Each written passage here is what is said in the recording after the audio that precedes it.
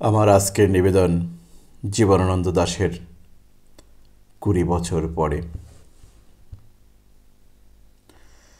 আবার বছর 20 পরে তার সাথে দেখা হয় যদি, আবার বছর 20 পরে হয়তো ধানের ছড়ার পাশে কার্তিকের মাসে, তখন সন্ধ্যার কাক ঘরে ফেরে, তখন হলুদ নদী নরম নরম হয় সরকাশ হোগলায় মাঠের ভেতরে।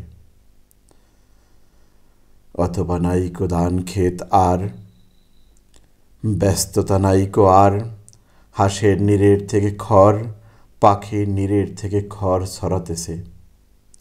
মণিয়ার ঘরে রাত, শীত আর শিশিরের জল।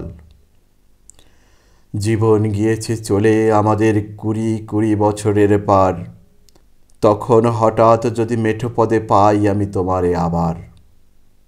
হয়তো এসেছে চাঁদ মাঝ রাতে একরাশ পাতার পেছনে, সরু সরু কালো কালো ডালপালা মুখে নিয়ে তার।